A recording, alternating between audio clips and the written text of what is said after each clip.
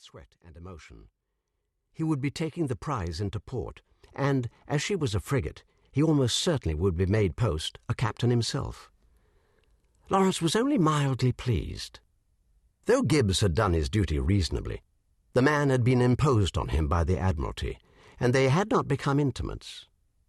He had wanted Riley in the first lieutenant's place, and, if he had been given his way, Riley would now be the one getting his step. "Very well. What's all this, then?" Laurence said now.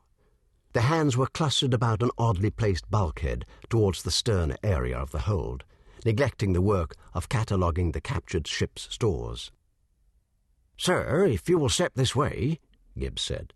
"Make way there," he ordered, and the hands backed away from what Laurence now saw was a doorway set inside a wall that had been built across the back of the hold recently, for the lumber was markedly lighter than the surrounding planks.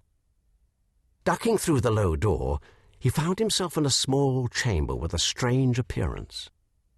The walls had been reinforced with actual metal, which must have added a great deal of unnecessary weight to the ship, and the floor was padded with old sailcloth. In addition, there was a small coal stove in the corner, though this was not presently in use. The only object stored within the room was a large crate, roughly the height of a man's waist and as wide, and this was made fast to the floor and walls by means of thick hawsers attached to metal rings. "Mr. Gibbs, I think we shall have a look inside," Laurence said, stepping out of the way.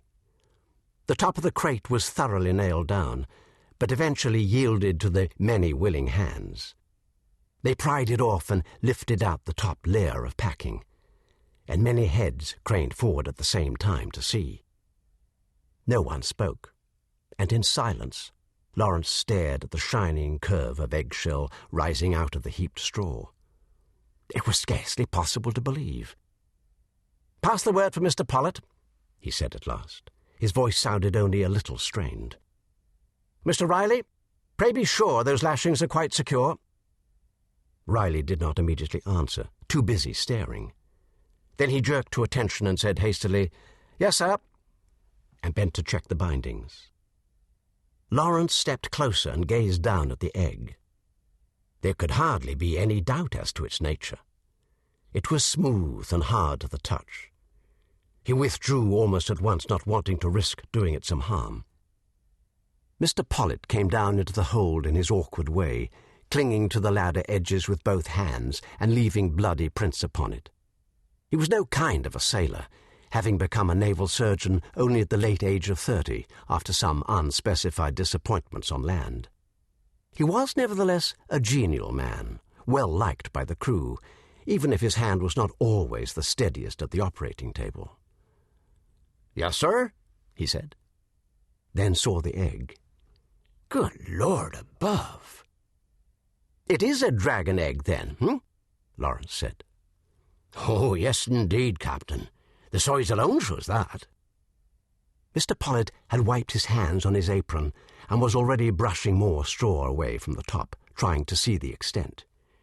"My, it is quite hardened already. You'll hatch soon. I'll have to consult my books to be certain, but I believe that Badke's bestiary states with authority that when the shell has fully hardened, hatching will occur within a week. Oh, what a splendid specimen! I must get my measuring cords." He bustled away, and Laurence exchanged a glance with Gibbs and Riley, moving closer so they might speak without being overheard by the lingering gawkers. "At least 3 weeks from Madeira with a fair wind, would you say?" Laurence said quietly. "At best, sir," Gibbs said, nodding. "I cannot imagine how they came to be here with it," Riley said. "What do you mean to do, sir?"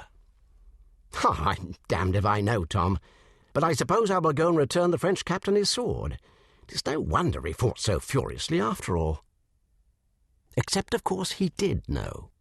There was only one possible solution, unpleasant as it might be to contemplate.